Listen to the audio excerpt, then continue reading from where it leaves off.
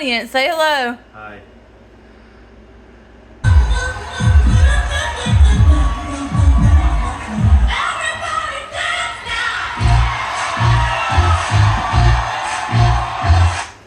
Alright, so this song was popular, made by CNC Factory in 1991, and according to Wikipedia, all the way in 2025, it is still in the top 100. It's number 26 on the list of top 100 best dance songs of all time.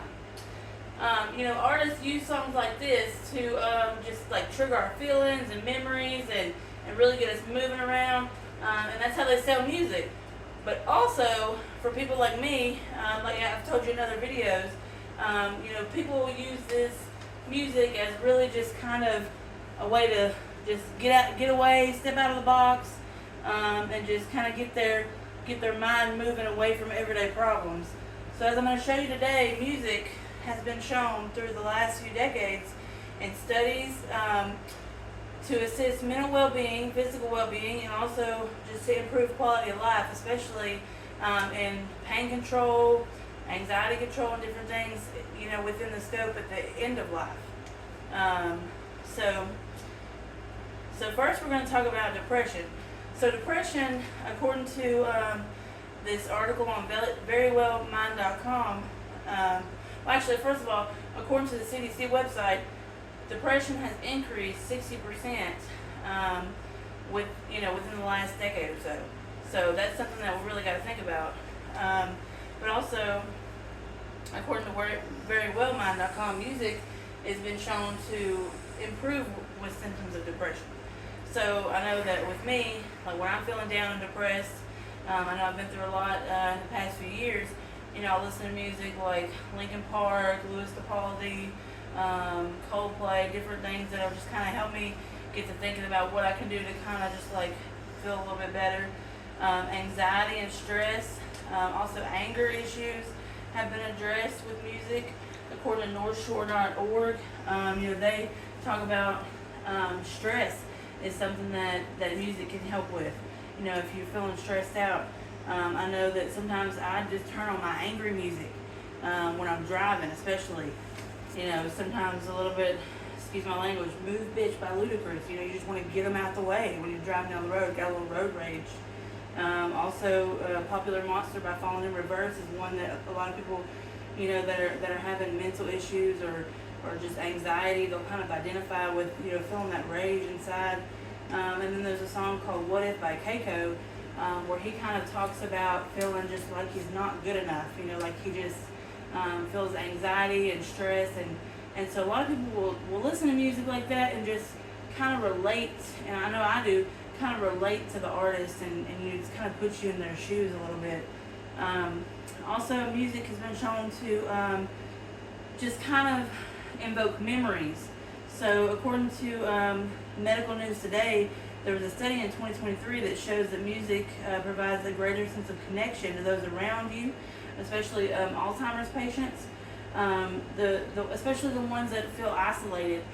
Music will have them feel a sense of community, because other people in that situation will feel a little bit of, the same memories with the music that was popular in their generations. According to the Mayo Clinic, you can never repair cognitive decline. You can never repair what's already been damaged, but you can always slow the cognitive decline, if that makes sense.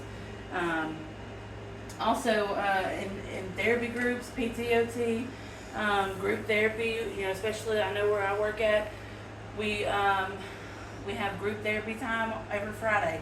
And you should see the faces of those patients light up when they get into group therapy. They all get to get a little piece of paper and write down what songs they want to hear for group therapy. And they get so excited about what songs they're going to pick and their favorite songs, about what they're going to exercise to that week. And, they just get so excited. And so music's a really big part of the therapy team. So according to healthline.com, music has been shown to decrease fatigue and increase exercise performance. So also, our activity department will use music for memories, like we were talking about. So for emotional well-being, helps them connect to their history. According to Maya's Creative Care, they have a thing where they'll talk about just, having like, maybe like guess the lyrics or guess the tunes, where they'll play a sound and do things like that. Speech therapy will have sing-alongs, and that will help with their speech therapy to improve their speech.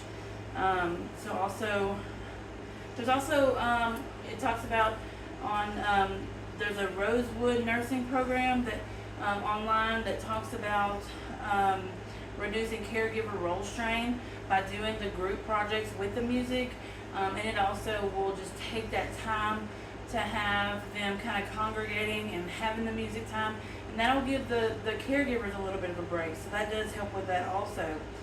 So as far as like palliative care, according to palliativecare.com, music has been shown to assist with non-pharmacological pain relief measures. It helps with relaxation techniques. It helps with, like guided imagery if you're using it to show like, okay, we're on the beach, we've got the relaxation music going, those kind of things. It helps with spirituality and culturalism. If you're using, your certain faith-based music, your religious music and things like that. Also, the Research Foundation, Sound Healing Research Foundation did talk about that. And then also in hospice, according to musictherapy.org, they said they use that actually for the family care, bereavement. They use it to help with shortness of breath, anxiety, and all of the things related to end-of-life care. It just overall helps with their general well-being. So there's so many different places that you can use music, just from your general everyday well-being. You can use it to encourage and compliance with exercise. You can increase your own physical exercise, and until you can take care of yourself and feel better about yourself, you can't take care of anybody else. So there's also that.